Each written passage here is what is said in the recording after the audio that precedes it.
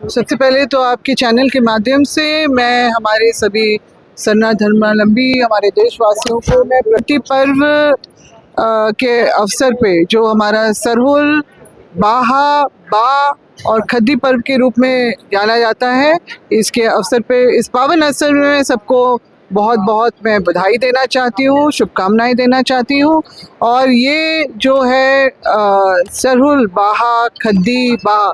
ये नए साल की शुरुआत के रूप में देखा जाता है, क्योंकि जब पतझड़ के बाद नए जो पत्तियों का आगमन पेड़ों में और जो एक हरियाली का एक हम लोग देखते हैं आवरण प्रकृति ओढ़ती है, तो ऐसे समय में ही हमारा जो है प्रकृति ये महापर्व मनाया जाता है।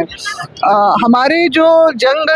जंगल ज़मीन की रक्षा के लिए हमारे पुरखों ने जिस तरह से लड़ाइयाँ लड़ी और अंग्रेज़ों तक से भी उन्होंने लोहा लिया, और अंग्रेज भी समझ गए कि आदिवासी एक ऐसा समाज है जो हमसे कभी भी समझौता नहीं करेगा, इसलिए उन्होंने हमारे ही संरक्षण के लिए 3 बड़े कानून, जिनको हम आज भी जानते हैं विल्किंसन रूल, एसपीटी एक्ट और सीएनटी एक्ट के रूप में जानते हैं, उसको बनाया और लागू किया ताकि हमारी ज़मीनों का जो हमारी प्राचीन व्यवस्था, जो सामाजिक व्यवस्था जो उसमें समाहित है, वैसे ज़मीनों का जो है संरक्षण हो सके और हमारा जो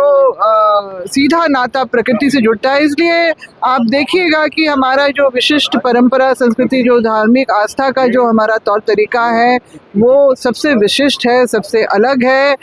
भले ही समानता लोग ढूंढ के जो हमारे ऊपर जो भी लेवल लगाए सरना सनातन का, मगर ये सही नहीं है। इस देश में जो है हमारे विशिष्ट परंपरा संस्कृति को ही मद्देनजर रखते हुए जब जनगणना का काम शुरू हुआ, तो हमें अलग कॉलम कोड में ना सिर्फ आज़ादी से पहले बल्कि आज़ादी के बाद भी 2011 तक वो हमारे पास में था, और जिसमें हमारे निश्चित रूप से हमारे संवैधानिक अधिकार जुड़े हुए हैं, हमारी जो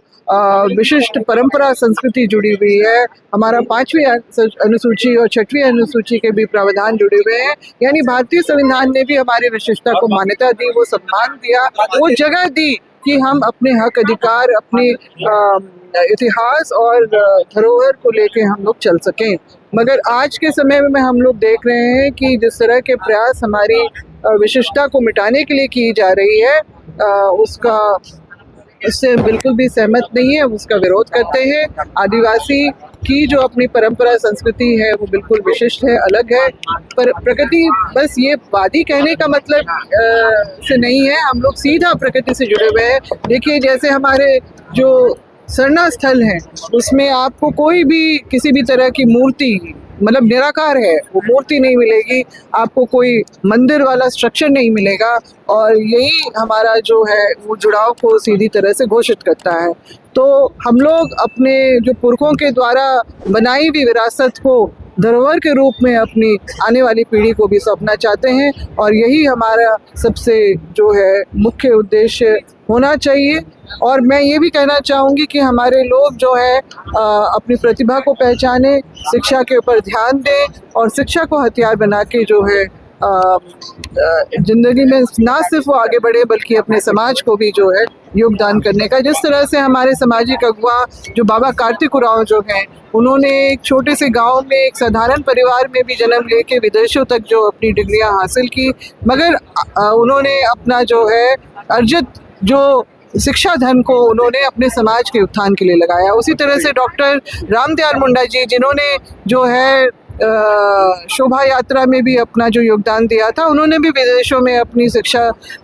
हासिल करके फिर वापस आके उन्होंने समाज के उत्थान में उन्होंने योगदान दिया, सांस्कृतिक उत्थान में दिया। तो आज एक बहुत ही हम लोग एक विशेष चीज़ भी यहाँ पर देखेंगे कि देश में के सर्वे में हुए सर्वे में 2022 में जो सरहुल शोभा यात्रा को 5वां स्थान मिला था। इसकी विशिष्टता के लिए, इसके क्या एक पहचान भी दर्ज करने के लिए आदिवासी समाज झांकी के तहत एक मांग भी करने आदिवासी धर्म? निश्चित रूप से देखिए इसको हमारा जो शोभा यात्रा को भी इसको बिल्कुल अलग पैमाने में देखा गया। उसका ये कि बाकी सभी जो है जी। जो